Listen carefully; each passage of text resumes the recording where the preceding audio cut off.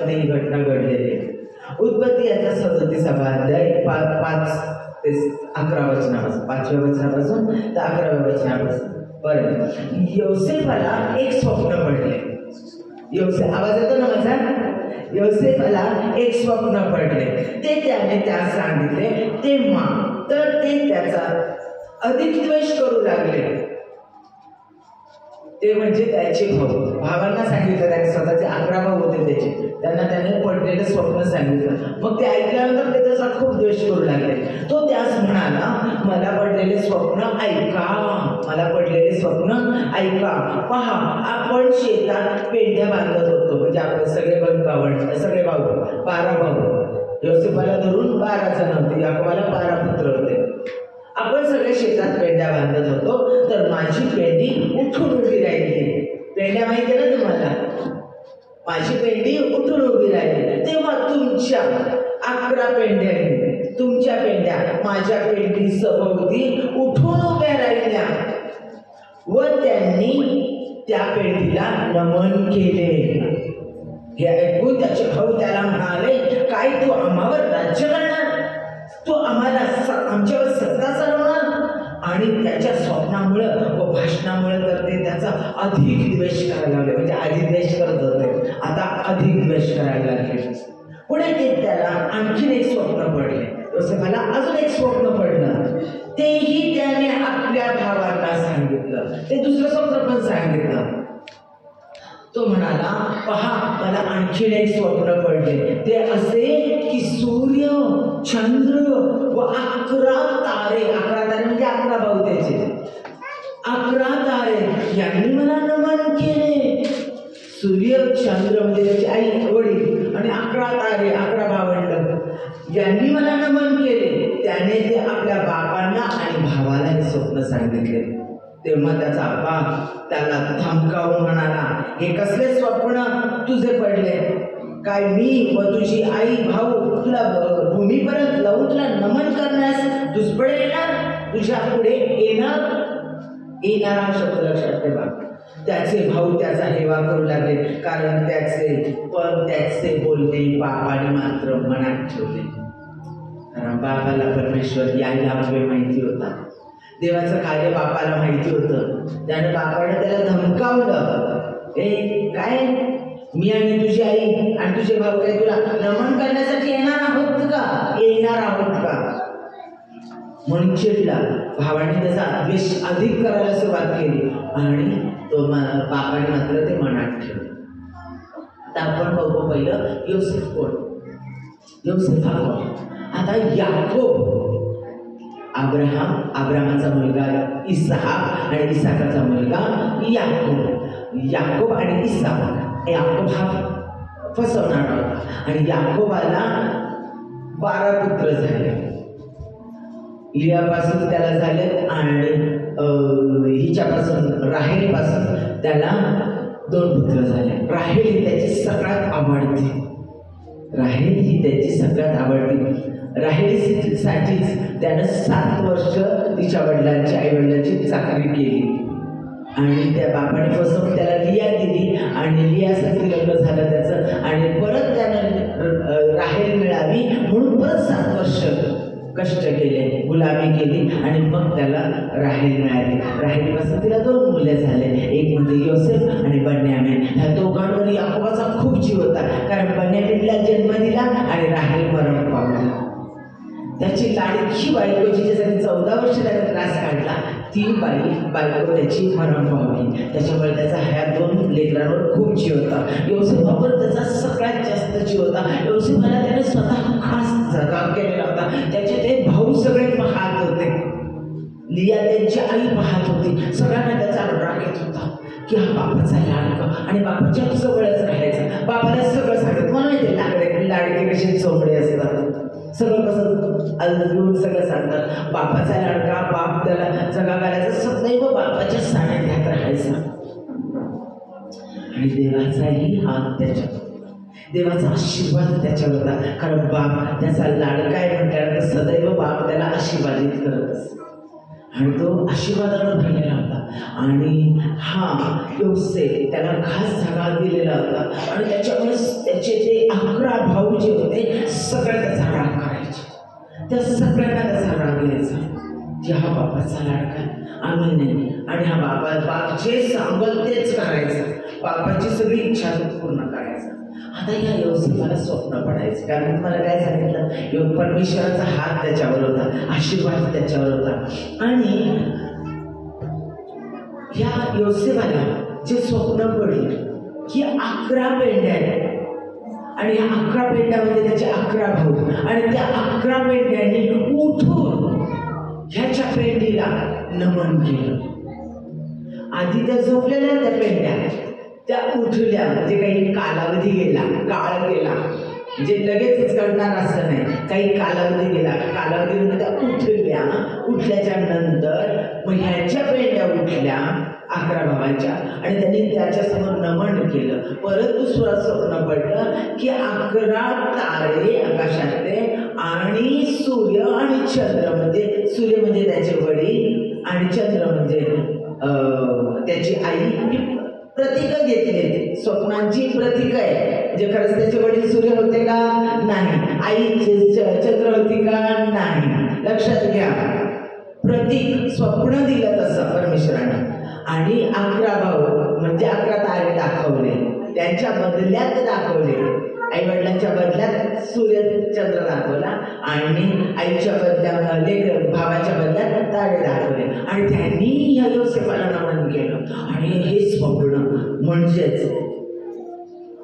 की ह्याच्या हातात सत्ता मिळणार, आणि हा खूप मोठा होणार, आणि आम्ही त्याला नमन करणार, आम्ही त्याच्या पुढे जाणार. प्रियांनो, स्वप्नांच्या द्वारे देव आमच्याशी बोलतो आणि वचनांच्या द्वारे आमच्याशी बोलतो. आता ही स्वप्न म्हणजे देवानं काय करणार आहे, देव आमच्या जीवनात काय करणार आहे त्याच्यासाठी तो आम्हाला अभिवचन देतो. आणि ही अभिवचन, स्वप्न म्हणजे काय, अलिखित, न लिहिलेली, अलिखित परमेश्वराने दिलेली अभिवचन म्हणजे स्वप्न, की मी हे पूर्ण करणार. म्हणजे वचन दिलं स्वप्नाच्या द्वारे त्याने, बरोबर आहे, वचन दिलं, अभिवचन दिलं की ह्या गोष्टी मी पूर्ण करणार. परंतु ते लिखित नाही. लिखित म्हटलं की त्याला आपण वचन म्हणतो, बरोबर आहे. आणि स्वप्नाच्या द्वारे अलिखित आश्रय वचन परमेश्वराने त्याला दिले की ह्या गोष्टी मी पूर्ण करणार. आता वचनाची पूर्तता कशी झाली हे परमेश्वराने वचनं दिली त्याला, मग त्या वचनांची पूर्तता कशी झाली ते आपण पाहू. आता मी हे सगळे अध्याय वाचणार नाही, घरी गेल्यानंतर उत्पत्ती याचा 37व्या अध्यायापासून 46व्या अध्यायापर्यंत वाचायचं, 2-3 वेळेला वाचून काढायचं, 37व्या अध्यायापासून तर 46व्या अध्यायापर्यंत. परंतु त्याच्यात काय दिलंय ते मी थोडक्यात तुम्हाला सांगते. योसेफ हा बाबाचा लाडका होता. 11 भावंड त्यांचे मेंढरं चालण्यासाठी रानात जायचे, आणि खूप लांब लांबवर जावं लागायचं त्यांना, कारण ते वाळवंटासारख्या प्रदेशात राहत होते. आणि मग जिथं हिरवळ असेल तिथं त्याची गाडी ते जायची, आणि मग ते 8-8 दिवस 15-15 दिवस बाहेर असायची, आणि खूप लांब जायचे. आणि बाबाने त्यांना शिदोरी घेऊन त्यांना जा आणि तुझ्या भावांना शोध, आणि त्यांना शिदोरी जेवणाची दे. आणि म्हणून त्याच्याकडं योसेफाकडे शिदोरी दिली, भावांकडे तो निघाला. भावांकडे गेल्यानंतर भावाने येताना पाहिला 11 भावांनी, आणि म्हटल्या बघा तोच तो बापाचा लाडका, आणि बघा तोच तो स्वप्न पाहणारा, आणि देवाने स्वप्न दाखवलंय म्हणणारा, आणि आमच्यावर अधिकार गाजवलं म्हणणारा. ह्याची स्वप्न पूर्ण होण्याच्या आधीच आपण त्याला मारून टाकूया. पण रौबेन हा त्यांचा भाऊ होता, तो म्हटला नको नको, आपल्या रक्ताला आपण मारायला नको, आपण त्याला कुठंतरी टाकून देऊया. आणि मग एक खाडी होती, विहीर, कोरडी विहीर, ज्याच्यात पाणी नव्हतं, त्या खाडीमध्ये, खोल खाडीमध्ये त्याने त्याला टाकून दिला. त्या ठिकाणी म्हटले आता त्याची वस्त्र काढून घेतली, आणि त्याला त्याच्यामध्ये त्याचा जो झगा बापाने दिलेला होता तो काढून घेतला, आणि त्याच्यामध्ये त्याला टाकून दिलं. आणि टाकून दिल्याच्या नंतर त्या भावाने त्याला सांगितलं की ते लोक चालले, इश्माईल लोकांचा ताफा चाललेला होता, उंटांचा ताफा चालला होता. म्हटले त्या इश्माईल लोकांना आपण त्याला गुलाम म्हणून विकून टाकूया, कारण त्याला वाचवायचं होतं की आपल्या भावाला असं नको मारायला, आणि म्हणून त्यांनी तो जिवंत राहायला पाहिजे, त्याच्या रक्ताचा दोष आपल्यावर नको, म्हणून त्यांनी त्याला त्या ठिकाणी विकून टाकलं. लक्षात घ्या, गुलाम म्हणून विकलं सख्या बाबांनी. आणि घरी आल्यानंतर त्यांनी बाबाला सांगितलं, एक कोकरू कापलं, त्याचं रक्त लावून सांगितलं की हे हाच तुमच्या मुलाचा जगाना, हा आम्हाला तिथं सापडला, तो मेला आहे असं सांगितलं. आणि ह्याला विकलं आणि त्याच्या ठिकाणी तो गेल्या, त्याला त्या इस्माइली लोकांनी पोटिफर या इजिप्शियनला विकला.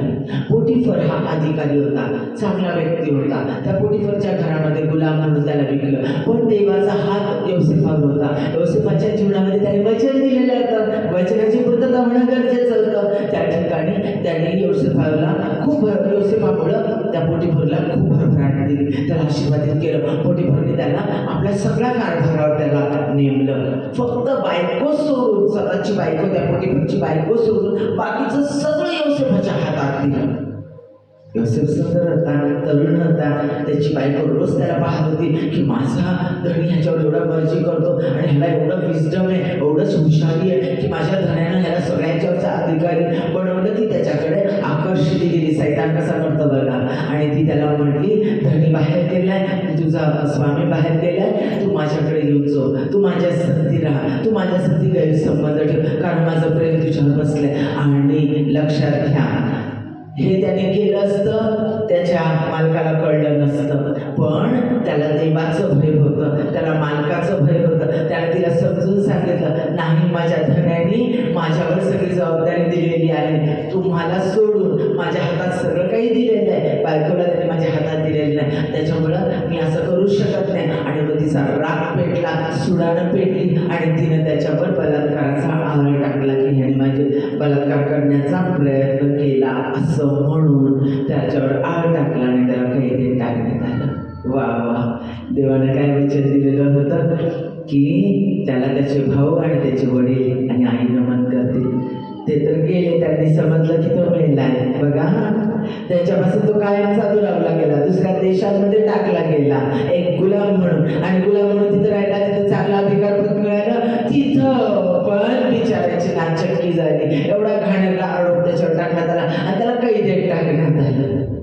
त्या कैदेत गेल्यानंतर कैद्याचं पण ऑफिसर लोकांचं, त्या अधिकाऱ्यांचं मन परमेश्वराने त्याला जिंकून दिलं आणि सगळे ऑफिसर त्याच्यावर प्रेम करायला लागले. आणि त्या ठिकाणी 2 कैदी आले होते, राजाचे, फारो राजा सम्राट. आणि त्या फारो राजाचे 2 कैदी म्हणजे त्याचा आचार्यांचा नायक, सगळे आचार्य स्वयंपाक बनवणाऱ्यांचा नायक, त्याला कैदेत टाकलेलं होतं. आणि दुसरा म्हणजे प्यालेदार, जो राजाला प्याला नेऊन द्यायचा, त्या प्यालेदारांचा नायक त्या ठिकाणी टाकण्यात आलेला. पहिल्यांदा रोज कंटिन्युअसली त्याला हातामध्ये पाणी देणं, द्राक्षरस देणं, सगळी सेवा राजाच्या जवळच तो असायचा आणि त्याच्या आदेशाने सगळ्या गोष्टी व्हायच्या. आणि त्या दोघांना काहीतरी चूक केली म्हणून काहीतरी टाकण्यात आलेलं होतं.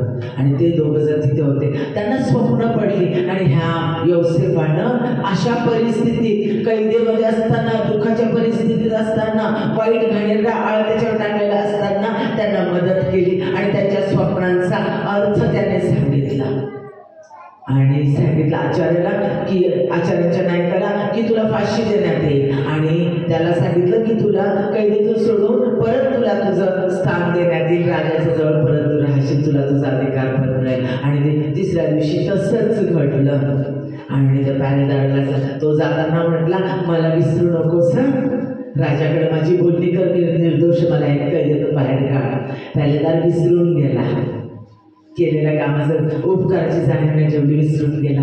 परंतु राजाला फारोला स्वप्न पडलं आणि फारोला स्वप्न पडल्याच्या नंतर फारोनं दवंडी पिटवली. आणि मग त्याला आठवलं पॅलेदाराला, अरे स्वप्नांचा अर्थ सांगणार योसेफ कैदेमध्ये, आणि मी तर त्यांना वचन दिलं होतं की मी राजाकडे तुझ्याबद्दल बोल. आणि त्याला आठवलं, खूप पश्चाताप झाला आणि त्याने राजाला लगेच सांगितलं, असा एक व्यक्ती आहे ज्याच्यावर परमेश्वराचा हात आहे, योसेफ नावाचा. आणि मग त्याला तिथं बोलवलं. राजाने आपल्याला पडलेली स्वप्न त्याला सांगितली आणि त्या स्वप्नाचा अर्थ त्याने सांगितला की तुम्हाला 7 वर्ष सुकाळ येणार आहे, खूप सुकाळ येणार, खूप भरभराट होणार, भरपूर पीक देणार. आणि त्याच्यानंतर 7 वर्षाचा इतका भयानक दुष्काळ सगळ्या जगावर बसेल की त्याच्यामध्ये सगळेजण मरतील, अन्न करतील, लोकांना खायला उठतील आणि मग भयानक परिस्थिती असेल. मग राजा म्हटला, आणि मग त्या परिस्थितीत मी काय करायचं? राजाला टेन्शन आलं. तो म्हटला, काही नाही, ह्या सुकाळामध्ये तुम्ही भरपूर पीक मिळेल, त्याची कोठाराची कोठारं भरून ठेवा. आणि मग ती कोठार तुम्ही त्या 7 वर्षाच्या दुष्काळामध्ये वापरा, कारण देवानं तुम्हाला सावध करण्यासाठीच तुम्हाला हे स्वप्न दाखवलं. आणि राजा म्हटला सगळ्यांना की ह्याच्यापेक्षा हुशार आणि देवाचा आत्मा असणारा व्यक्ती कोण असू शकेल. फारो काही याला बेलाल परमेश्वराला मानणारा नव्हता, तो स्वतःलाच देव मानणारा होता. पण त्याने त्याचा देव आहे हे कबूल केलं, परमेश्वराचा आत्मा त्याच्यात आहे कबूल केलं आणि त्यालाच अधिकारी बनवले योसेफाला. आणि योसेफ अधिकारी झाला. राजा नाममात्र अधिकारी होता. आपल्या राज्याच्या आपल्या देशातल्या सम्राटांचे सगळे अधिकार योसेफाला देण्यात आले. सगळे अधिकार योसेफाला देण्यात आले. राजा फक्त नामधारी अधिकारी होता. आणि योसेफाने एवढी कोठार बांधली, इतकी कोठार बांधली 7 वर्षामध्ये, आणि सगळं धान्य जेवढं काळ होता, जेवढं पीक आलं ते सगळं भरून ठेवलं. आणि नंतर दुष्काळामध्ये सगळे देश त्याच्याकडे यायला लागले, सगळे लोक राष्ट्र त्याच्याकडे यायला लागले आणि धान्य तो लोकांना विकत असे आणि त्याचे पैसा कोठारामध्ये म्हणजे राजाच्या खजिन्यामध्ये साठवत होता. भरभराट त्याने देशाला आणि राजाला प्राप्त करून दिले. सगळे मिस्री लोक, इजिप्शियन लोक त्याच्यामुळे आशीर्वादित झाले. त्याच कालावधीमध्ये कनान देशात देखील त्याच्या बापाकडे देखील दुष्काळ पसरलेला होता आणि त्याचे भाव अन्न घेण्यासाठी त्या ठिकाणी आले. त्याने त्याच्या भावांना ओळखलं, पण त्या भावांना त्याने त्रास दिला नाही. तर त्या भावांना शेवटी त्यानं काय केलेलं, ती जागा त्यांना गोशेनपर्यंत त्याच्या ठिकाणमधला त्याच्या देशामधला सगळ्यात चांगला भाग जो होता तो भाग पिकणारा आणि पूर्णाचा भाग तो त्याने त्याला दिला. आणि त्या ठिकाणी आपल्या बाबाला, आपल्या आईला आणि आपल्या सगळ्या भावांना त्या ठिकाणी ठेवलं. सगळा त्यांचा लबाजमा, त्यांची गुरेढोरे सगळ्यांना राहण्यासाठी मोठा परिसर दिला. त्यांना अन्नधान्य पुरवलं. पूर्ण 7 वर्षाच्या दुष्काळामध्ये त्यांना कोणत्या गोष्टीची कमी पडू दिली नाही, त्यांना मरू दिलं नाही, त्यांच्यावर दया केली. ही झालेली घटना इजिप्त देशामध्ये, कनान देशामध्ये झालेली घटना जशीच्या तशी तुम्हाला झाली. हा इतिहास आहे, घडलेली सत्य घटना आहे. माझ्या प्रियानं त्याला परमेश्वरानं स्वप्न दिलेलं होतं, वचन दिलेलं होतं आणि ते वचन परमेश्वरानं पूर्ण करून घेतलं. तो वचन देतो, तो वचनाची पूर्तता करणारा देव आहे. त्यानं दिलेलं वचन पूर्ण केलं. आता ह्याच्यातून आपल्याला काय शिकायचं, 4 गोष्टी आपण पाहणार आहोत. हे जे आत्ता मी तुम्हाला घडलेली घटना सांगितली, योसेफाबद्दल सांगितलं, योसेफ कोण होता ते सगळं सांगितलं आणि घडलेल्या सगळ्या गोष्टी सांगितल्या. त्याच्यातून आपल्याला देव काय शिकवत आहे. परमेश्वर 4 गोष्टी आपल्याला सांगत आहे. पहिली गोष्ट म्हणजे आपल्याला dream from God reveals God purposes, म्हणजे परमेश्वरापासून असणारे स्वप्न, वचन, देवाच्या योजना, हेतू, त्याला काय करायचं आहे हे प्रगट करतं. पहिली गोष्ट. दुसरी गोष्ट म्हणजे गॉड्स ड्रीम और promises brings challenges to refine us, म्हणजे परमेश्वरापासूनची स्वप्ने, वचने, अभिवचने आम्हाला बदलवणारे आव्हानं घेऊन येतात, आम्हाला बदलवणारे आव्हानं घेऊन येतात. तिसरं म्हणजे परमेश्वरापासून आणणारी वचने किंवा स्वप्न योग्य वेळेची पूर्तता करतं, योग्य वेळेत योग्य गोष्टी घडवून आणतं.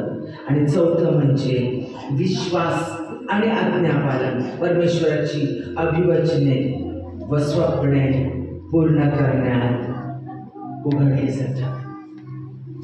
ह्या 4 गोष्टी आज आपण पाहणार आहोत. पहिली गोष्ट देवाची योजना, हेतू अभिवचनांच्या द्वारे पूर्णत्वास येते. परमेश्वराचे हेतू, योजना ह्या आम्हाला दिलेल्या वचनांच्या द्वारे, परमेश्वर आम्हाला जी अभिवचनं देतो त्या वचनांच्या द्वारे, आणि अलिखित न लिहिलेली वचनं म्हणजे काय, स्वप्न, त्या स्वप्नांच्या द्वारे परमेश्वर आम्हाला जी स्वप्न देतो देवापासून आलेली, ती स्वप्नाच्या द्वारे, वचनाच्या द्वारे परमेश्वर त्याच्या योजना पूर्णत्वास नेतो. आता आम्हाला त्याच्या योजनांचं प्रगतीकरण देतो त्याच्याद्वारे. त्याच्या योजना काय आहे हे तो आम्हाला सांगतो. तो आमच्या जीवनात काय करणार आहे हे तो आम्हाला सांगणार आहे, सांगतो. कसं कसं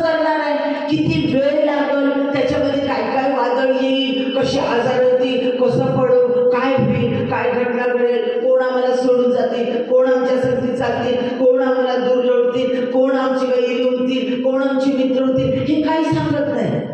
तर मग ते एक डायरेक्शन दिलं जातं, काय दिलं जातं, एक दिशा दिली जाते की हे तुझ्या जीवनात घडणार आहे, हे ह्या गोष्टी परमेश्वर तुला आशीर्वादित करणार, ही वचनं परमेश्वराने तुला दिलेली आहे.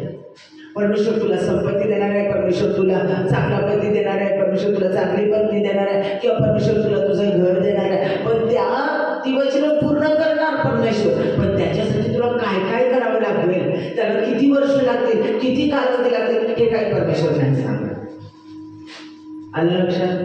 फक्त त्याच्या योजना तो रिव्हील करतो, प्रगट करतो, सांगतो. लक्ष देऊ नाही का सगळ्यांनी, कारण हे तुमच्या जीवनात घडतंय आणि परमेश्वराचा आत्मा तुमच्याशी बोलतोय, प्रत्येकाशी बोलतोय. अतिशय महत्वाच्या गोष्टी आहेत ह्या, अतिशय महत्वाच्या गोष्टी. आणि परमेश्वर आमच्या जीवनात काय करणार आहे हे तुम्हाला या वचनांच्या द्वारे सांगतो. तो अभिवचन देतो. कधी कधी पास्टर संदेश देतात, कोणी आलेल्या व्यक्ती संदेश देतात, त्या वचनाच्या द्वारे देवाचा आत्मा सांगतो आम्हाला. कोणी प्रार्थना केली, प्रकटीकरण सांगितलं, तर त्याच्याद्वारे तो सांगतो परमेश्वर आम्हाला. स्वप्नाच्या द्वारे सांगतो की मी तुझ्या जीवनात ह्या गोष्टी करणार आहे. पण कशा करणार, काय काय धुवागुळ होईल, कसली उलटा पालट होईल, काय डेंजर परिस्थिती येईल आणि कशा परिस्थितीतून आपल्याला विजय मिळेल, आपल्याला काहीच सांगितलेलं नसतं. इर्माया याच्यामध्ये सांगितलंय परमेश्वरानं. इर्माया याचा 29वा अध्याय 11व्या वचनात सांगितलंय. परमेश्वर म्हणतो तुझ्याविषयी माझ्या मनात जे संकल्प आहेत, म्हणजे ज्या योजना आहेत त्या मी जाणतो. ते संकल्प म्हणजे त्या योजना तुझ्याविषयीच्या हिताच्या आहेत, अनिष्टाच्या म्हणजे वाईटाच्या नाही. ते तुमच्या भावी सुस्थितीची आशा देणारे आहेत, म्हणजे तुमच्या पुढील भविष्यातील जीवनाची आशा देणारे आहेत. ते तुमच्यासाठी चांगले आहेत. म्हणजे मी ज्या योजना तुमच्यासाठी करतो, लक्ष इथं ठेवा, मी ज्या योजना जे तुमच्यासाठी प्लॅन जे आखतो, जे मी तुमच्यासाठी करणार आहे, त्या योजना ज्या आखतो त्या तुमच्या भल्याच्या आहेत, ते तुमच्या वाईटाच्या नाही, चांगल्याच्या आहेत. म्हणजे ज्या वेळेला देवाने आम्हाला वचन दिलं त्यावेळेला आम्ही मोठ्या प्रॉब्लेममधून, समस्यामधून जातो, खचून जातो, आणि त्यावेळेला परमेश्वर म्हणतो की ह्या सगळ्या योजना तुझ्यासाठी चांगल्यासाठीच आहेत. आपल्याला कळतं कधी पूर्ण होईल, अजून पूर्ण झालं नाही. त्याला योसेफाला 17व्या वर्षी स्वप्न पडलं आणि पूर्ण झालं तर 30व्या वर्षी. तो 30 वर्षाचा झाल्यानंतर तो राजा झाला, सम्राट झाला. पण 17व्या वर्षापासून 30व्या वर्षापासून 13 वर्ष तो किती भयानक परिस्थितीतून गेला. 13 वर्षामध्ये होत्याचं नव्हतं झालं. एखादा आत्महत्या केली असते.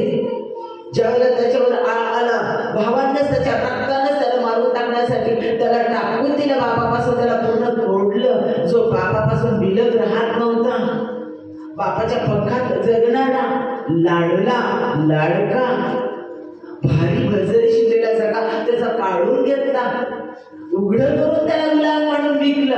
राजासारखा होता तो त्या बापाकडं, त्याला गुलाम म्हणून विकलं गेलं, उघडं करून टाकलं गेलं. येशू ख्रिस्ताचं प्रतीक म्हणून म्हटलं जातं योसेफाला. कारण यहुदी लोक हे त्याचे भाऊ बंदच होते येशू ख्रिस्ताचे, त्यांनीच त्याला क्रुसावर दिलं आणि त्याला विकलं 30 रुपयाच्या नाण्यासाठी. त्याच्याच लोकांनी, त्याच्याच शिष्याने उपदेश करत, लक्षात घ्या. आणि त्याच्याच लोकांनी ज्यांना त्यांनी बरं केलं, ज्यांना त्यांनी आशीर्वादित केलं, त्यांनीच त्याला क्रुसावर ठेवलं. हे लक्षात घ्या.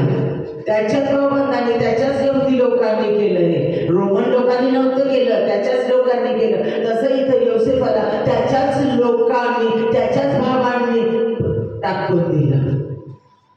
विचार करा. त्याच्यानंतर किती कालावधी गेला, त्याच्यानंतर त्या पोटिफरच्या घरामध्ये किती काम केलं, किती त्याचं घरची भरभराट झाली, किती पुढं आलं त्याचं घर. आणि त्याच्यानंतर त्याच्या बायकोने डोळा ठेवून त्याच्यावर बलात्काराचं पाप केलं नाही म्हणून शासन दिलं, वाईट वागलं नाही म्हणून शासन दिलं आणि त्याला कैदेत टाकलं. तिथंही त्याने उपकार केले. तो पण किती वर्ष विसरून गेला. त्या भागीदाराने त्याच्या उपकाराची जाणीव ठेवली नाही आणि तेही विसरून गेला. आणि त्याच्यानंतर फारोला पडलेल्या स्वप्नाच्या द्वारे खळबळ बाजूला टाकली आणि परमेश्वराने त्याला राजपदावर आलं, त्याला दिलेलं वचन पूर्ण केलं.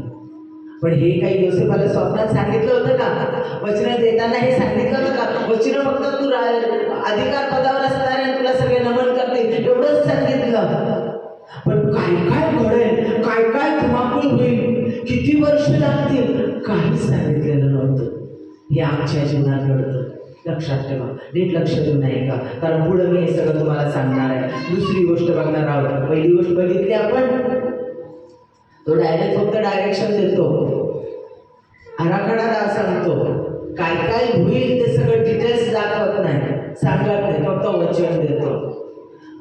दुसरी गोष्ट, परमेश्वराची अभिवचने, स्वप्ने आम्हाला बदलवतात.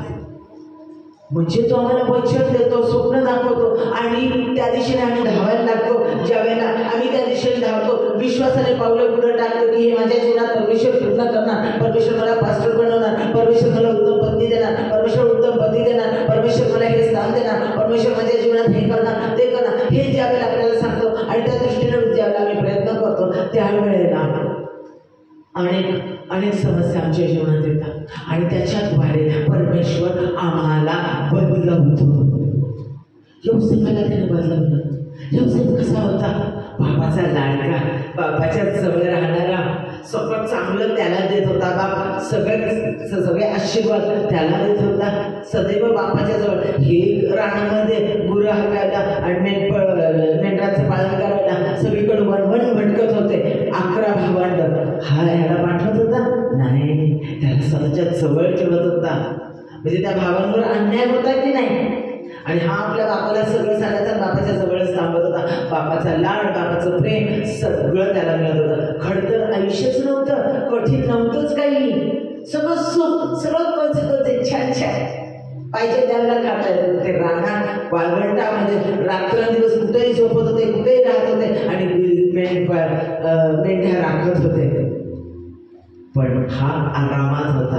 देवाने त्या आरामाच्या जागेतून बाहेर आणली, त्या बापाच्या लाड आणि प्रेमातून बाहेर आणलं, गुलाम बनवलं. जे बापाच्या घरात काहीच काम नव्हतं, इथं सगळे कष्ट करावे लागले, काबाड कष्टामध्ये ठेवलं. वाईट प्रसंग, गुलाम म्हटल्यानंतर पडत ते काम करावं लागतं, अडचण सहन करावी लागते. सगळं काम करून त्याने इतकं काम केलं, इतकं चांगलं वर्तन केलं की पोटीफरला आशीर्वाद आणि यश प्राप्त झालं आणि म्हणून त्याला अधिकार पदावर प्राप्त झाला. त्याला बदलवलं, त्याचा स्वभाव बदलवला. कैदेमध्ये तो होता, त्याला किती चिड असेल, किती निराशा असेल, किती गिल्टी, किती अपराधाची भावना असेल की अरे माझ्याकडे लोक बघताना बलात्कारी म्हणून बघतात, अरे लोक माझ्याकडे बघताना वाईट म्हणतात, ह्या लोकांवर किती उपकार करा, कसे बघा, हे लोक चांगले नसतात, कुणासाठी बोलला नसता, एकलकोंडा राहिला असता किंवा आत्महत्या केली असती. पण तसं नाही झालं माझ्या प्रियानं. त्याने त्या परिस्थितीत त्या पॅलेदारला आणि आचार्याला दोघांना पण स्वप्नाचा अर्थ सांगितला प्रार्थना करून आणि त्यांना ते बाहेर गेले, त्यांना सुटका मिळाली. माझ्या प्रियांनो, ते त्याला विसरले तरी तो शांत राहिला. त्याचा विश्वास देवावर होता. त्याने परमेश्वरावर विश्वास ठेवला, देवावर त्याने विश्वास ठेवला. माझ्या प्रियांनो, त्याचे नेत्र परमेश्वराकडे होते आणि ज्या वेळेला फारोने त्याला अधिकार पदावर केलं, तो अधिक बुद्धिमान झाला. त्याने कष्ट केले, सगळ्या देशाला वाचवण्याचा प्रयत्न केला, कोठाराचे कोठारे बांधले, त्याने प्रचंड कष्ट केले. बापाचा लाडका, बापाच्या जवळ बसणारा, जगात मस्तपैकी घालून नुसतं आरामाचं लाईफ जगणारा हा योसेफ राबला. हुशारीनं, टॅलेंटने त्याने कोठाराच्या कोठार बांधले, कष्ट केले आणि स्वतःचं स्थान मिळवून ठेवलं आणि फारो राजाला अधिक वैभव प्राप्त करून दिलं. त्याचे भाऊ आले धान्य मागायला. त्यांना बघितल्यानंतर त्याला किती वाईट वाटलं असेल, किती राग आला असेल. ह्यांनीच मला धरून केलं, ह्यांनीच मला बापापासून वेगळं केलं, ह्यांनीच मला गुलाम म्हणून विकलं. परक्या लोकांमध्ये, परक्या देशांमध्ये जिथं परमेश्वराचं नाव नाही अशा ठिकाणी मला टाकण्यात आलं. ह्यांच्यामुळे मी कैदेमध्ये गेलो. हेच माझे भाऊ. पण त्याने त्याचा राग नाही केला, त्याने त्यांना क्षमा केली. माझ्या प्रियांनो, त्यांनी त्याला क्षमा केली. क्षमा करणारा अंतःकरण त्याला परमेश्वराने दिला. तो बदलला. बापाला सगळ्या गोष्टी चुकल्या सांगणारा हा बदलला. त्याने आपल्या भावांना क्षमा केली, त्यांना आशीर्वादित केलं, बापाला घेऊन आला, त्यांना त्या ठिकाणी ठिकाणी राहण्यासाठी योग्य स्थान दिलं आणि त्यांना सांगितलं, घाबरू नका, मी तुमचं वाईट करणार नाही. भाऊ त्याचे घाबरलेले होते आणि पाय पडत होते की तू आमचं वाईट करशील. तो म्हटला, नाही, मी काही देव नाही का तुमचा न्याय करायला, मी तुमचा न्याय करणार नाही. त्याने त्याच्या भावाला आशीर्वादित केलं आणि सगळं वैभव त्यांना दिलं, सगळा आशीर्वाद त्यांना दिला आणि विश्वास ठेवला की माझ्या भावाला इथून सुटका मिळणार, इथून ते जाणार स्वतःच्या देशात. तर आम्हाला देवाने दिलेल्या वचन दत्त देशात जाणार, त्यावेळेला माझ्या अस्थी, माझी हाडं पण इथून घेऊन जात. विश्वासात तो वाढला. त्याने त्याच्या बापाचा सन्मान ठेवला, त्याने सगळ्यांवर प्रेम केलं. हा योसेफ बदलला गेला. परमेश्वर आम्हाला अभिवचन देतो, स्वप्न देतो. आमच्या जीवनामध्ये मी तुमच्या जीवनात हे करणार म्हणून सांगतो, त्यावेळेला माझ्या प्रियांनो तो आम्हाला जे आशीर्वाद द्यायचे आहेत, ज्या गोष्टी आमच्या जीवनात पूर्ण करायच्या आहेत, त्याच्यासाठी आधी तो आम्हाला बदलवतो. उत्तम पती तुला मिळणार, देव देणार, पण त्या उत्तम पती मिळण्यासाठी देव आम्हाला आधी बदलवतो. उत्तम पत्नी तुला मिळणार, पण त्याच्यासाठी देव तुम्हाला आधी बदलवतो. देवाचा सेवक, देवाची सेविका तू होणार, त्याच्यासाठी परमेश्वर आधी शिक्षण देतो, आधी प्रार्थना करणं, दुसऱ्यावर प्रेम करणं, दुसऱ्यांना क्षमा करणं, सगळ्या गोष्टी शिकवतो परमेश्वर.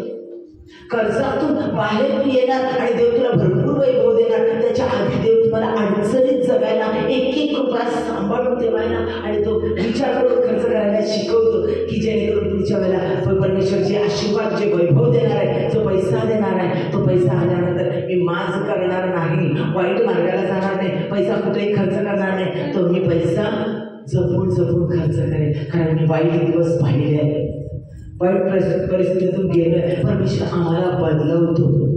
लक्षात घ्या, आम्हाला आशीर्वादित करण्याच्या आधी, त्याने दिलेली अभिवचनं आमच्या जीवनामध्ये पूर्ण करण्याच्या आधी देव आम्हाला बदलवतो. आमचा स्वभाव बदलवतो. आमचा जो मूळ स्वभाव असतो, त्या घाणेरड्या गोष्टी ज्या परमेश्वराला आवडत नाही, ते सगळं घाण तो आमच्यातून काढून टाकतो. योसेफाला परमेश्वरानं कसं बनवलेलं होतं? क्षमा करणारा बनवलेलं होतं. आपल्याला दिलेल्या टॅलेंटचा, उपज्ञानाचा आणि हुशारीचा वापर दुसऱ्यांसाठी करणारा, दुसऱ्यांसाठी आशीर्वाद असं त्याला बनवलं होतं. दुसऱ्यांसाठी आशीर्वाद देणारं असं परमेश्वरानं त्याला बनवलं होतं.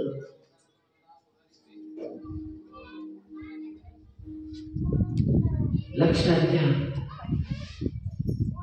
त्याला रिस्टोरेशन, पुनर्स्थापना करणारं बनवलं, त्याला क्षमा करणारं बनवलं, त्याला दुसऱ्याला जाणून घेणारं बनवलं, त्याला दुसऱ्यांना जीवन देणारं बनवलं. त्याच्यामुळे सगळे इजिप्शियन लोक 7 वर्षामध्ये मरण पावले नाही. सगळं धान्य 7 वर्षाच्या पुढे, पुढे 10 वर्षापुढे एवढं धान्य पूर्ण राष्ट्रांसाठी त्यानं कोठारांमध्ये साठवून ठेवलं. शिवाय तो कायम नम्र राहील, कारण कधी कोणती परिस्थिती कशीही येऊ शकते, तर आपण सदैव नम्र राहिलं पाहिजे. हे त्याला शिकवण्यासाठी त्याला बदलवलं. परमेश्वर समय बदलवतो, परमेश्वर व्यक्तीला बदलवतो आणि परमेश्वर आमची वेळ बदलवतो. परमेश्वर आमच्यासारखे असणाऱ्या लोकांना बदलवतो आणि म्हणून परमेश्वर ती अभिवचनं करत असताना, पूर्ण करत असताना, करण्याच्या आधी सगळं काही बदलवून टाकतो. आता तिसरी गोष्ट बघणार आपण. योग्य वेळी परमेश्वर त्याची अभिवचनं पूर्ण करतो. योग्य वेळी, वेळेच्या आधी नाही, वेळेच्या नंतर नाही प्रियांनो, योग्य वेळेत तो सर्व गोष्टी पूर्णत्वास नेतो. उत्पत्ती याचा 41वा अध्याय 38वा वचन. तेव्हा फारो आपल्या सेवकाला म्हणाला, ज्याच्या ठाई देवाचा आत्मा आहे असा या पुरुषासारखा आम्हाला दुसरा कोण आढळून येईल. त्यालाच आपण सगळं राज्य देऊया, त्याच्याच हातात सगळं देऊया, हाच तो योसेफ, हाच तो, असं म्हणून फारोने त्याला अधिकारी नेमलं. सगळा अधिकार त्याच्या हातात दिला. राजा फारो हा फक्त नाममात्र होता, फक्त नावाला होता. सगळा अधिकार करणं, कारभार पाळणं, योजना अंमलात आणणं, सगळ्या गोष्टी योसेफ करत होता. इतकं मोठं साम्राज्य त्याच्या हातामध्ये दिलं परमेश्वरानं. माझ्या प्रियांना, केव्हा वचन दिलं? 17व्या वर्षी. कधी पूर्ण केलं? 30व्या वर्षी.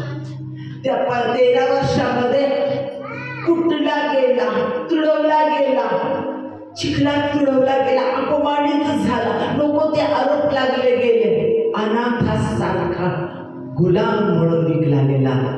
आई नाही, बाप नाही, परक्या देशात जिथं कोणीच नाही त्याचं, अशा ठिकाणी काय होईल कसं होईल काहीच नाही, अशा ठिकाणी तो विकला गेला. माझ्या प्रियांनो, स्वप्न ज्या वेळेला त्याला 17व्या वर्षी पडलं त्यावेळेला त्याला काय वाटलं असेल, अरे देवाने मला सांगितलं अधिकार मिळणार म्हणजे ते आता लगेच मिळणार, आता 2-3 वर्षात मिळणार, आता माझ्या जीवनात असं होणार, सत्ता झाली होणार म्हणजे आता लगेच घडेल. बाबांनी काढून तिथं स्वप्न पडलं आणि खाड्यामध्ये टाकलं. स्वप्न पडलं, आशा मिळाली, अरे असं घडणार, सांगितलंय पास्टरांनी, असं घडणार तसं घडणार, होणार, देवाचं वचन सांगतात, आणि कुठं टाकलं? खाड्यात. अजून करतात, अजून निराशात, अजून आजारात, अजून वाईट परिस्थितीत होतं ना असं. आणि त्याला कोरड्या खाडीमध्ये टाकण्यात आलं. तिथून काढलं तर कुणाला? इस्माईल लोकांचा तांडा चाललेला होता, त्यांच्याकडे गुलाम म्हणून विकलं. आणि गुलाम म्हणजे काही करू शकतात, काही काढायला वापर करू शकतात, किती राबू शकतात, काही कसे तुडवू शकतात, दिवसभर रात्रभर राबवून घेतात.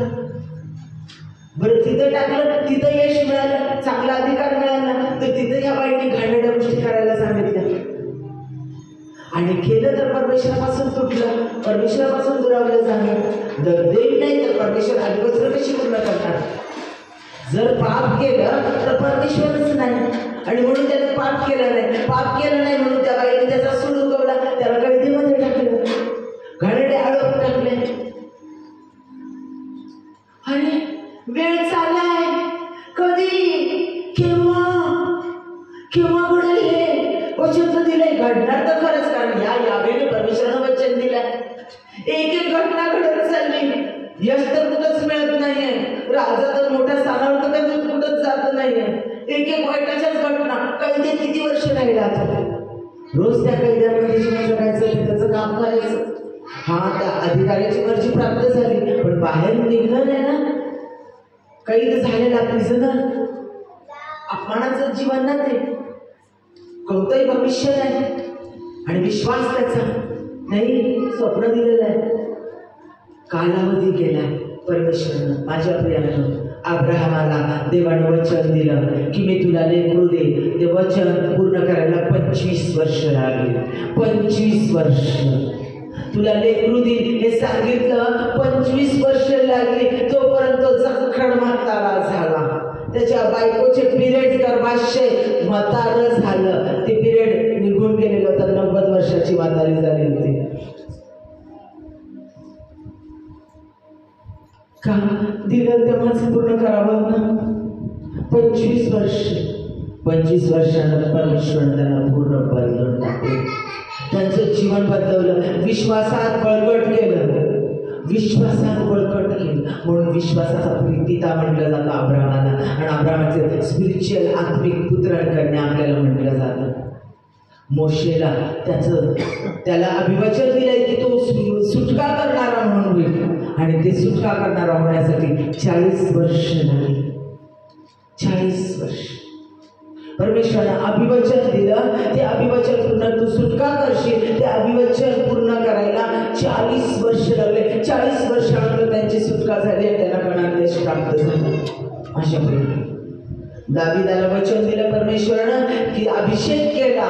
अभिषेक केल्याच्या नंतर शौलानं पिळलं, शौलानं त्रास दिला, पाठीमागं लागला, लोक त्या गोष्टी त्याच्या जीवनात घडत गेल्या. 12 वर्षाच्या नंतर तो राजपदावर आला. 12 वर्षाच्या नंतर येशू ख्रिस्ताला 30 वर्षानंतर त्याचं कार्य सुरू करावं लागलं. 12व्या वर्षीच परमेश्वराच्या मंदिरामध्ये तो लोकांसाठी परमेश्वराच्या वचनावर चर्चा करत होता. तरी देखील त्याला 30 वर्ष वाट बघावी लागली. 30व्या वर्षानंतर परमेश्वराचा आत्मा त्याच्यावर उतरून आला, बाप्तिस्मा, आणि मग त्याने 3.5 वर्ष कार्य केलं. याकोबाला 14 वर्ष वाट बघावी लागली, त्यावेळेला त्याला राहायला मिळाले. माझ्या प्रियांनो, जे वाट पाहतात ते धन्य हो. आम्हाला देव वाट पाहायला शिकवतो, तो अभिवचन देतो, तो तुमच्या जीवनात ह्या गोष्टी करेल, त्या गोष्टी करेल, हे आशीर्वाद देईल, ते आशीर्वाद देईल, ही प्रार्थना पूर्ण होईल. मी प्रार्थना करते, माझ्या प्रार्थनेचं उत्तर मिळायला का विलंब लागतो? देव त्याच्या वेळेत सगळं करतो, त्याची वेळ हे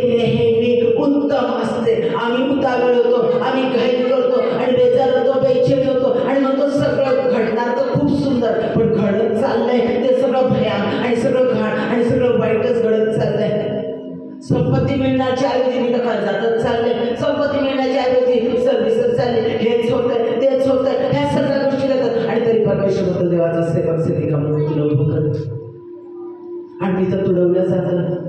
देव त्याच्या वेळेत सर्व गोष्टी पूर्णत्वास नेतो. तो आम्हाला कठीण परिस्थितीतून नेतो.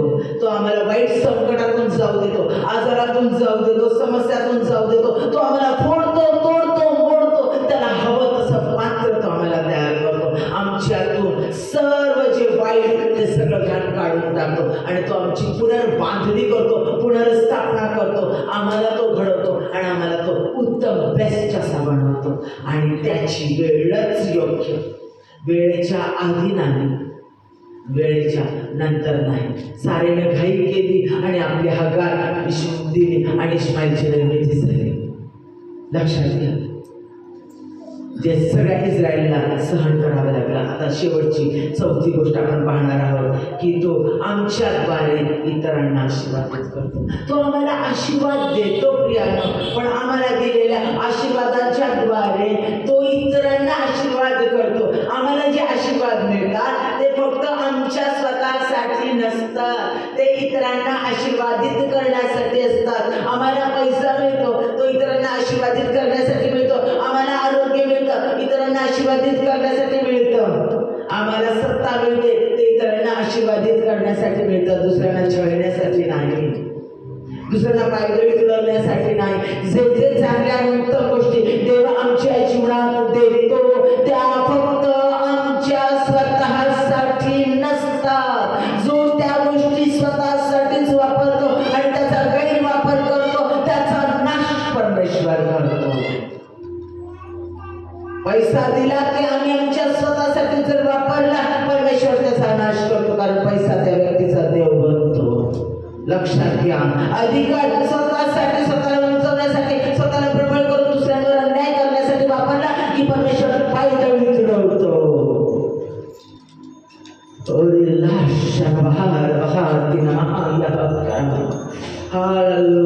उत्पत्तीचा 50वा अध्याय 18 ते 21 वचन. उत्पत्तीचा 50वा अध्याय 18 ते 21 वचन. तेव्हा त्याचे भाऊ म्हणजे योसेफाचे भाऊ, तेव्हा त्याचे भाऊ त्याच्याकडे येऊन त्याच्या पाया पडून म्हणाले, म्हणजे त्याच्या वेळेला योसेफाचा बाप मरण पावला होता.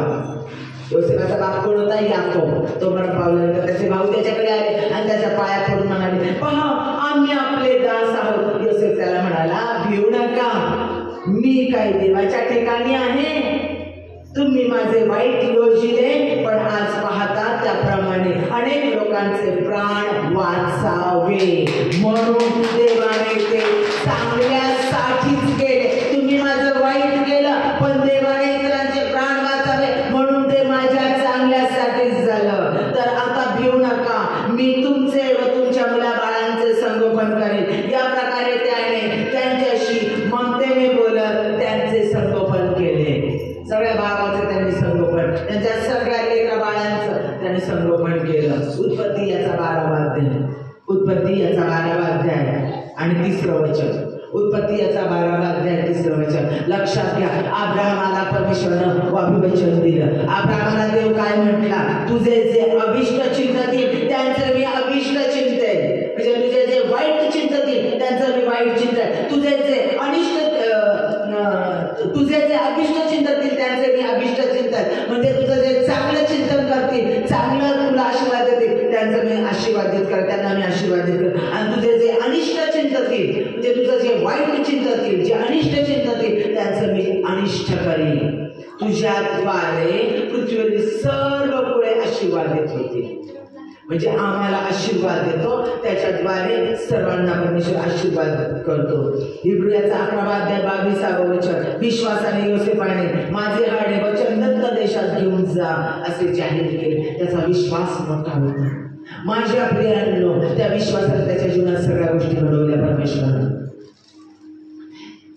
अब्राहमाला आशीर्वाद दिला, तुझ्याद्वारे मी इतरांना आशीर्वादित करेन. आणि तो आशीर्वाद पूर्ण केला परमेश्वराने.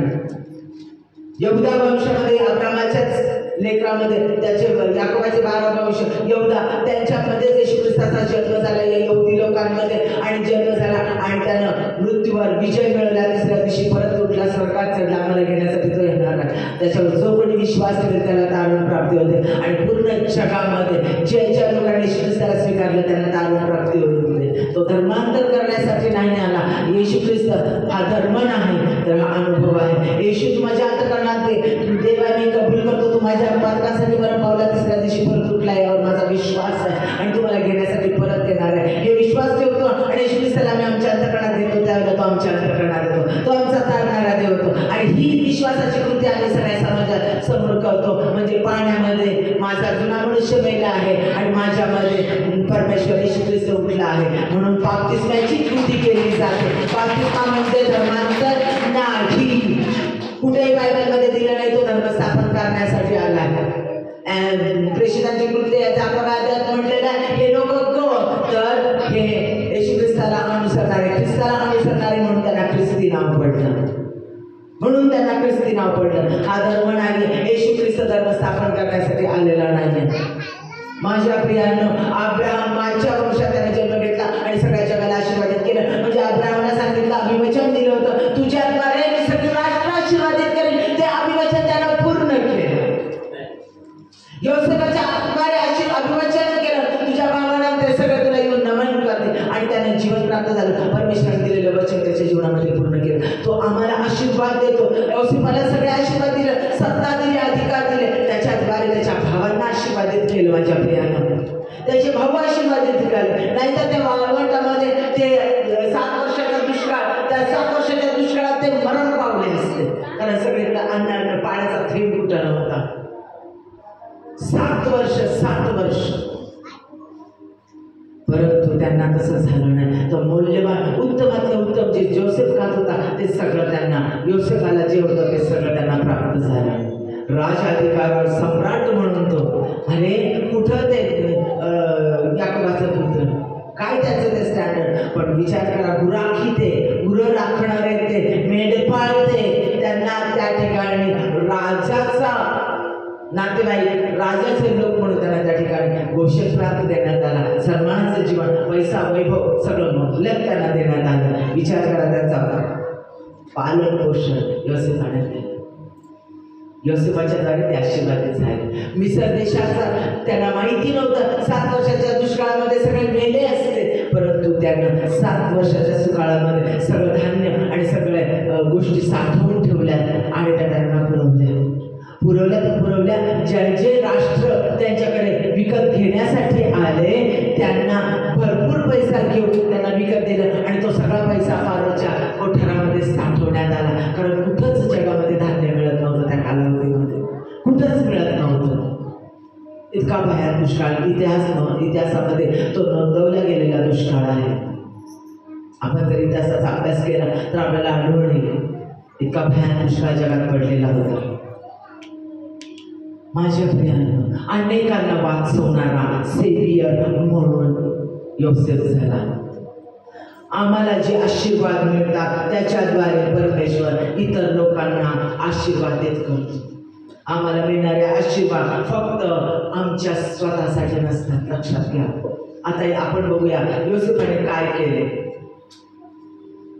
स्वप्न आणि वचन ज्यावेळेला त्याला प्राप्त झाले त्यावेळेला त्यानं पहिली गोष्ट विश्वास ठेवला. त्याला स्वप्न पडलं, त्याने विश्वासाने ते बापाला आणि भावंडांना जाऊन सांगितले. आणि सगळ्यांनी काय त्याला केलं, बापाने देखील, लाड करणाऱ्या बापाने देखील त्याला दटावलं, रागावलं आणि म्हटलं, काय रे, आम्ही काय तुझी सेवा, तुझे भाऊ आणि माझी बायको काय तुला नमन करणार आहेत का? नमन करण्यासाठी येणार आहोत का? काय म्हटलं, तुला नमन करण्यासाठी येणार आहोत का? हा शब्द त्याने वापरला. आणि ते नमन करण्यासाठीच गेले ना तिथे, शेवटी इजिप्तला गेले धान्य बिन्य सगळं मिळवण्यासाठी. आणि राजा तो झाला त्याच्या पुढे त्याच्याजवळ जाण्यासाठी गेले, आम्हाला वाचवणं. लक्षात घ्या, त्यानं विश्वास ठेवला. बापानं दटावलं, भावानं तिरस्कार केला, खाडीमध्ये टाकलं, बलात्काराचा आळ टाकला, कैदेत टाकलं, तरी त्यानं विश्वास ठेवला. त्याचा विश्वास ढासळला नाही, कारण तो वचन देणारा देव, तो वचन पूर्ण करणारा देव आहे. गणना 23:23 मध्ये लिहिलेले. त्याला माहिती होतं, तोरा त्याला ठाऊक होता, कारण तो बापाच्या जवळ होता. सगळा तोरा त्याला, नियमशास्त्र त्याला माहिती होतं. या वचन देतो, ते वचन पूर्ण करतो. परमेश्वर वचन देणारा देव, तो वचन पूर्ण वास देणारा परमेश्वर हे त्याला माहिती होतं. तो विश्वासू होता. कारण देव अशक्य गोष्टी शक्य करणारा देव आहे. तो विश्वास ठेवून थांबला. दुसरी गोष्ट म्हणजे त्याने ग्रामलिंग केलं नाही, कुरकुर केली नाही. काय देवा मला अभिवचन दिलं आणि काय माझ्या भावाने मला आता काढून टाकलं आणि माझ्या भावाने मला टाकून दिलं, बाप केलं, माझा आई दिली, आता काय करू? ग्रामल नाही केली, कुरकुर नाही केली.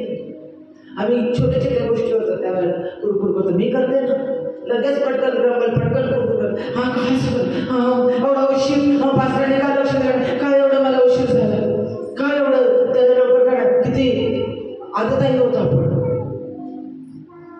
माझ्या प्रियाला आम्हाला प्रत्येक गोष्ट आमच्या जीवनात घडते त्याच्यातून देव आम्हाला शिकवतो. प्रत्येक गोष्टीतून देव आम्हाला शिकवतो. आणि त्यानं गडबड ग्रामल केली नाही, कुरकुर केली नाही, इतरांना दोष दिला नाही, पोटीवरच्या बायकोला दोष दिला नाही त्यानं. अरे किती दुष्ट बाई, काय नालायक आहे ती, अरे ती बेकार आहे ती, तर मला अशी बोलत होती, ती मला तशी बदनामी केली नाही. शांत राहिला नाही. पहलेदार विसरून गेला, त्याला म्हटलं नाही काय पहलेदार किती निस्वार्थी माणूस, किती दुष्ट, मला विसरला, काही बोलला नाही, शांत राहिला. त्याने भावांना दोष दिला नाही, बापाला दोष दिला नाही, कुणाला दोष दिला नाही, त्याने देवाला दोष दिला नाही. अरे तू तर मला अभिवचन दिलं, तू तर मला स्वप्न दाखवली आणि आज माझी मानहानी, माझा अपमान, माझं वाईट बुद्धीच्या हाल होत आहे, कुठे आहेस तू? परमेश्वर म्हटला नाही. तो कधी होईल माझ्या जीवनात, केव्हा होईल, कसं होईल, नाही म्हटला, कुरकुर केली नाही, सहन करत गेला, सहन करत गेला, सहन करत गेला, सहन करत गेला. त्याने परमेश्वराला दोष दिला नाही. माझ्याच जीवनात का असं घडलंय, माझ्याच लाईफमध्ये का परमेश्वर आहे, मीच का हा आजार सहन करायचा, मीच का हा त्रास सहन करायचा, माझ्याच जीवनात माझीच बायको का मरेल, माझाच नवरा का मरावा, माझ्याच कर्जामध्ये का जावं, माझाच दिवस का व्हावं, माझीच नोकरी का जावी, माझ्याच लाईफमध्ये असं काय व्हावं? कुरकुर केली नाही त्याने, प्रश्न विचारला नाही. एवढा उशीर, एवढा वेळ, कधी, केव्हा, कसं? वाट पाहिली, शांतपणे वाट पाहिली. पुढं काय? त्यानं क्षमा केली, दुसऱ्यांना त्यानं क्षमा केली, त्यानं दोष दिला नाही. तो त्यांच्यासाठी वाईट,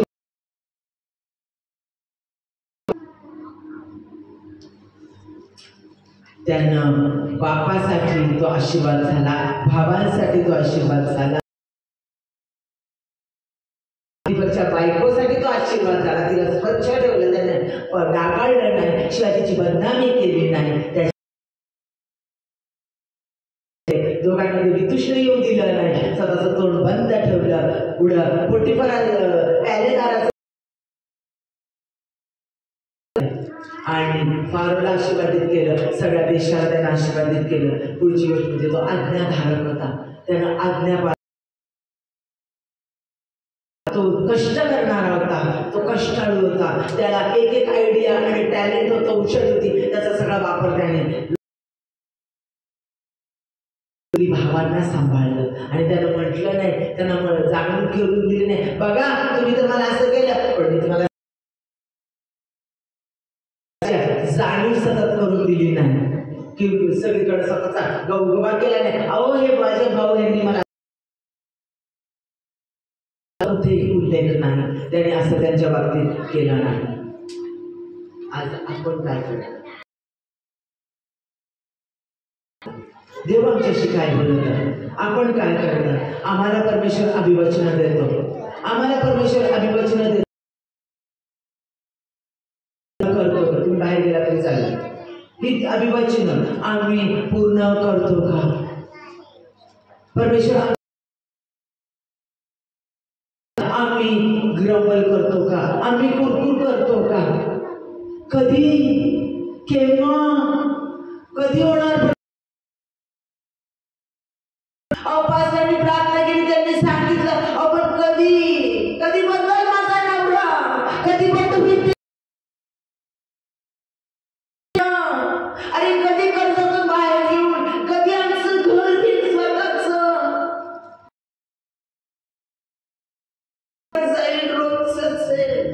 रोजच पैसा पैसा शेताचे कधी कोर्टाची केस मिटेल, कधी आमची संपत्ती आम्हाला प्राप्त होईल, कधी आमची जमीन आम्हाला प्राप्त होईल. देवाने मला निवडले व माझ्या जीवनात कधी कार्य होईल. एक एक पैसा पुरत नाही घरामध्ये आणि उत्तम गोष्टी दिली. कधी कधी कधी अरे माझी सासू कधी करते, चिडचिड करते, तेव्हा तुला मी आशीर्वादित करेल आणि बदल तुला चांगले लोक दिले. कधी यांच्यात बदल, त्यांच्या जीवनात बदल घडेल. कधी माझी सून कधी बदल भांडणं लावती, साधी छोटी छोटी गोड जाऊन सांगते. कधी बदलेल ही, कधी तिच्यात बदल होईल, कधी सेवा कर मागच्या लोकांचं बघते. परमेश्वराने तुझ्याकडे प्रार्थना केली आणि तू असं मला उत्तर मिळत नाही. क्षमा कर, वाट पहा. जे त्याची वाट पाहतात ते कदापि लज्जित होत नाही. परमेश्वर प्रत्येक अभिवचन तो आमच्या जीवनामध्ये पूर्णत्वास देतो. कधी लेकरू होईल, कधी आशीर्वादित करायचं वचन दिलंय, तो करणारच करणार. तू प्रार्थना केलेली एकूण देतो, पण त्याच्या वेळेत देतो. त्याच्या असताना तो आम्हाला बदलवतो, आम्हाला घडवतो, आम्हाला त्याच्यातून तो आम्हाला नेतो. आमचा स्वभाव, आमच्या त्या सगळ्या घाणेरड्या गोष्टी, त्याला जे आवडत नाही, जे आम्हाला खूप पण जे आमच्यासाठी घातक आहे, जे आमच्यासाठी वाईट आहे, ते सगळं परमेश्वर आमच्या जीवनातून काढून टाकतो करतो आणि मग तो त्याच्या कार्यासाठी तो आम्हाला वापरतो. त्याने दिलेलं टॅलेंट, त्याने दिलेला त्याच्याच कार्यासाठी, लोकांसाठी वापरतो का? माझ्या प्रियानो, जर परमेश्वर माझ्या स्वार्थासाठी मी सगळं त्याचा वापर करत असेल तर ते कधीच आशीर्वादित होत नाही, कधीच आशीर्वादित होत नाही. मला सत्ता दिली, मग मी पाहिजे त्याला तुलवत, पाहिजे त्याच्यासाठी पाहिजे ते मी करू शकतो. मी ह्याला काढू शकतो, मी ह्याला हे करू शकतो, मी त्याला ते करू शकतो, ह्याला खोटं बोलू शकतो, मी हे असं खोटं वागू शकतो. नाही नाही प्रियांका, तो देव आहे. कराल तुम्ही देवाच्या लेकरांना खाली, पण न्याय करणारा परमेश्वर उठतो आणि तो स्वतःच्या गोष्टींना स्वतःला उंचवण्यासाठी, स्वतःचा मीपणा, स्वतःची गमेण्या, स्वतःचा सर्वस्व दाखवण्यासाठी जर वापर करत असाल तर परमेश्वर तुम्हाला खाली पाडतो, तुडवतो. माझ्या प्रत्येक गोष्ट, त्याच्या योजना तो आमच्या जीवनात त्याच्या वेळेनुसार पूर्ण, तो आम्हाला आशीर्वाद देतो. पण ते आमच्या आशीर्वादा कशासाठी आहे?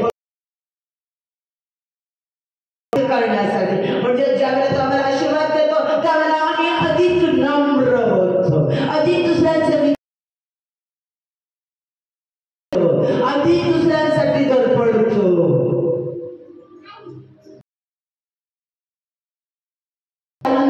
आणि हात जोडून चालणं आणि खूप गोड बोलणं म्हणजे नव्हे. लक्षात घ्या, खऱ्या अंतःकरणातून तुम्ही नम्र असला. आणि आपल्याला क्षमा केलेली आहे म्हणून त्या क्षमेचा वापर करून अजून जुलूम जबरदस्त देव प्रत्येक गोष्टी पाहतो, गोष्टींचा तो झाडा घेतो. तो अशक्य गोष्टी शक्य करणारा आहे. कधी घडेल, घडेल की नाही घडेल, देव खरंच माझ्यावर प्रेम करतो की नाही करतो, आशीर्वादित करतो, मला आशीर्वादित करतो. हे निराशेचे शब्द, शंका कुशंका परमेश्वर मान्य करत नाही. जे असे शंका उठू शकतात. तर जे विश्वास ठेवतात, होय तो मला आशीर्वादित करणार म्हणजे करणार, त्यानं मला हे आशीर्वाद दिले, तो मला देणार टाकणार, माझा आजार तो काढून टाकणार म्हणजे काढणार, तो त्याच्या वेळेत ठरवेल. त्याने माझी प्रार्थना ऐकली आणि तो माझ्या जीवनात करणार. जो धन्यवाद करतो त्याला प्रत्येक उत्तराला उत्तर गोष्टी परमेश्वर देतो. कारण ही लागतो त्यावेळेला देव आमची परीक्षा घेतो. आम्हाला परीक्षेतून तो जाऊ देतो, समस्येतून जाऊ, परिस्थिती बदलतो, मनुष्य बदलतो, समय बदलतो, कारण तो जिवंत देव आहे.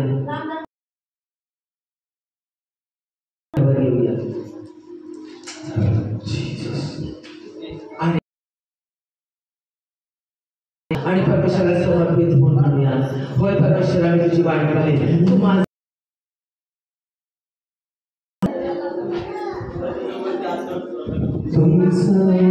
तुझ्या सारखा कोणी